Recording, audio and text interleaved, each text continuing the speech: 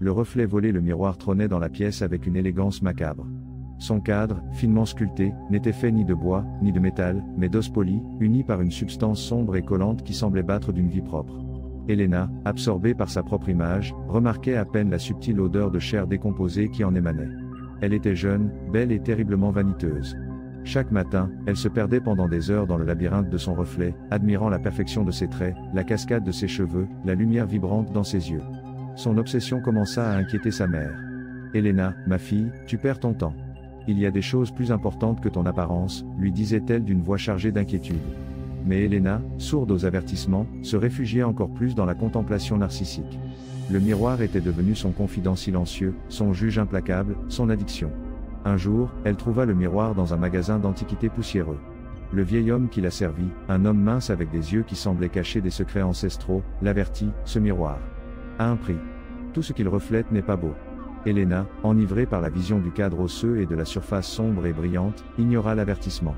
Elle marchanda le prix et emporta le miroir chez elle, convaincue que c'était la pièce manquante pour compléter son sanctuaire personnel.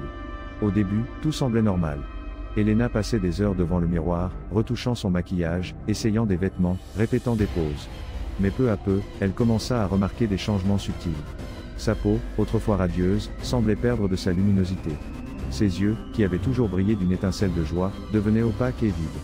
Elle se sentait inexplicablement fatiguée, comme si une force invisible lui drainait son énergie. Un jour, alors qu'elle se regardait dans le miroir, elle remarqua quelque chose d'inhabituel. Dans le reflet, derrière sa propre image, elle entrevit des figures floues, des visages distordus qui semblaient vouloir s'échapper de la surface sombre. Elle sentit un frisson lui parcourir l'échine. Elle tenta de fixer son regard, mais les figures se dévanouirent, la laissant avec la sensation perturbante de ne pas être seule. À partir de ce jour, les visions se firent plus fréquentes et plus claires. Elle voyait des visages pâles, des bouches muettes criant silencieusement, des yeux remplis de désespoir piégés dans le miroir. Elle tenta de les ignorer, se convainquant qu'ils étaient le produit de son imagination fatiguée. Mais la peur s'empara d'elle, rongeant sa raison. Une nuit, alors qu'elle se préparait à sortir, elle s'arrêta devant le miroir. Les visions étaient plus intenses que jamais. Les visages la fixaient, murmurant des mots incompréhensibles.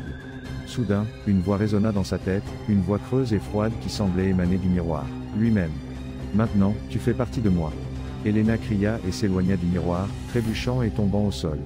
Son cœur battait fort dans sa poitrine. Elle sentit une pression étrange sur sa poitrine, comme si quelque chose d'invisible la serrait. Elle se releva tremblante et regarda de nouveau le miroir. Son reflet la regardait avec un sourire cruel et malveillant. Ses yeux, autrefois châtains, étaient maintenant noirs et vides. Elle tenta de parler, mais seul un gémissement étouffé sortit. Elle sentit son corps s'engourdir, son esprit s'embrumer. Son reflet tendit une main vers elle, et Helena sentit qu'une force invisible la tirait vers le miroir. Elle lutta de toutes ses forces, mais c'était inutile. Son corps devenait de plus en plus lourd, sa volonté s'évanouissait. Elle sentit le froid glacial du verre contre sa peau, sentit que son corps se fusionnait avec la surface sombre. Soudain, tout se fit silence. Dans la pièce, le miroir continuait de briller d'une lumière macabre. Sur sa surface, le reflet d'Helena avait rejoint les autres âmes piégées, son visage maintenant pâle et distordu, ses yeux remplis du même désespoir qu'elle avait vu chez les autres. Dehors, la mère d'Helena, inquiète de l'absence de sa fille, frappa à la porte. N'obtenant pas de réponse, elle l'ouvrit et entra dans la pièce. Son regard s'arrêta sur le miroir. Elle vit son propre reflet, mais elle vit aussi quelque chose d'autre, une figure floue derrière elle, un visage familier, avec des yeux noirs et vides, qui la regardait avec un sourire triste. La mère cria et recula, trébuchant et tombant au sol. Le miroir l'observait en silence, attendant sa prochaine victime.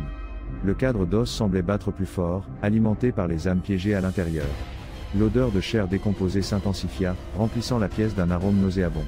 La malédiction du miroir d'âme continuait, piégeant ceux qui se laissaient séduire par leur reflet, leur volant leur étincelle de vie et les condamnant à une existence fantomatique à l'intérieur de sa surface sombre.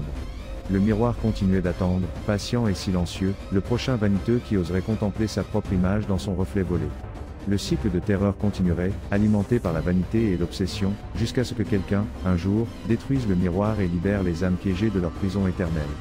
Mais jusque-là, le miroir restera une porte vers l'obscurité, un rappel macabre que la beauté est éphémère, et que la vanité peut avoir un prix mortel.